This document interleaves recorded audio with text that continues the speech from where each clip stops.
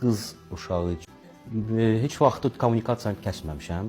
Gündəlik bu məsələlər üzrə səmimi sual-cavablarımız olur, söhbətlərimiz olur, məsləhətləşirlər məndən. Yeri gələndə onların yaşına görə mən də onlarla məsləhətləşirəm. Bugünkü dövrün, zamanın tələblərini onlar bugün məndən daha çox bilirlər. Mən isə öz yaşıma və statusuma görə onları maraqlandıran suallara cavab verirəm. Burada da dostluq olmalıdır. Bu valideynlərin əlində olan məsələlərdir. Hər bir valideyn uşağının təhsilinə mane olmamalıdır. Heç vaxtından əvvəl ərəb verməməlidir. Ən böyük bizim problemimiz də bundan ibarətdir ki, Bakının özündə biz bu günləri Bakı kəndləri Bakının mərkəzindən 10 kilometr, 15 kilometr aralıdır. Amma bu faktiki olaraq Bakı şəhəridir. Bakı şəhərində bu günləri yüzlərlə 13-14 yaşında qızlara ərə verilir. Təhsil alan vaxt. Burada da problemlər başlayır. Olmaz, hər şeyin vaxtı var, hər şeyin qaydası var. Yəni, siz necə, 5 yaşında kimsə universitetə gedə bilər? Yox. Universitetdə oxuyan adam 2-ci sinifə gedə bilər? Yox. Yəni, burada belə qanunlar var. Olmaz bunu eləmək və salam. Bağçası, məktəbi, universiteti və s. Bu təhsili əgər adam var ki, alınmır, getmir. Amma məktəb vaxtında bunu etmək bu cinayətdir. Hər halda cinayətdir. Amma bunu o qədər gizlin şəkildə eləyirlər ki, uşaqları bədbəxt edirlər. Və bunun nəticəsidir ki, son zamanlar biz pis xəbərlərin şahidi oluruq. Niyə biz özümüzü öldürürük?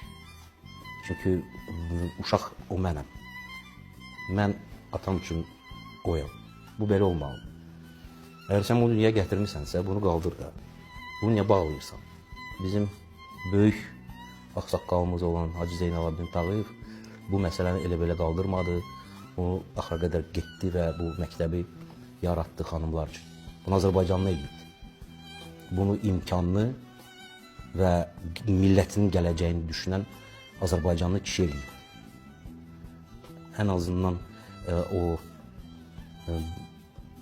yenə deyirəm, bilməyən adamlar o kişidən nümunə götürsün. O kişi ümumiyyətlə hər bir kişinin idealı olmalıdır. Sadəcə olaraq onun haqqında çoxlu oxumaq, onun ev muzeyinə getmək, onun haqqında filmlərə baxmaq lazımdır ki, necə adam olubdur. Axı, bu məktəbi əgər yaradıbsa, bunu xanımlar üçün, qadınlar üçün edibdir. Bir şey də demək istəyirəm, çox vacib məsələdir. Biz hamımız Allahın bəndəsiyik. Mən özümü küçədə gəzən darışqadan, parkda bitən ağacdan fərqləndirmirəm. Biz hamımız, necə ki, maşın, yol hərəkəti qaydalarının iştirakçısıdır. Biz də bu dünyanın iştirakçısıyıq. İstənilən zaman darışqanın da üstündə kimsə ayağını bastalayır, istənilən zaman kimsə başına kərpiçlə düşür, üstündən də maşını keçir, öldürür. Düzdürmü?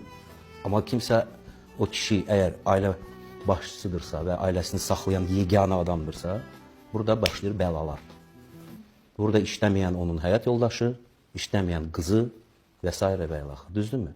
Oğlu varsa, onu necəsə borcu olub davam eləyəcəkdir, ailəsini saxlayacaqdır. Bəs xanım neynəsin?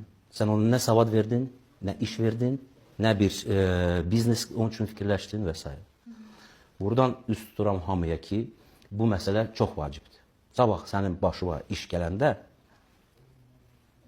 qazanc mənbəyi olması üçün sənin ailə qadın üzvlərinin ən azından çörək alıb özünü yeməklə saxlamağa pul olmalıdır. Demirəm milyonla biznes falan saxla. Amma bir iş yiyəsi olsun. Bu da təhsildən və s. imkanı. Adam var, bilirsiniz nə qədər imkanı var. Ancaq hər şey özündədir. Heç nə fikirləşməyib. Nə bir biznes, kiçik biznes, böyük biznes yoxdur. Öldü, getdi, pullar da getdi, başlayır sonra ailəsi. Onu satır, bunu satır, bunu satır, o kredit və s. Nə qədər də görmüşük ki, nə cür varlı ailələrin üzvləri, qadın üzvləri, nə gündə bu dünyanı tərk edirlər. Hansı halda yaşayırlar? Niyə belə olsun?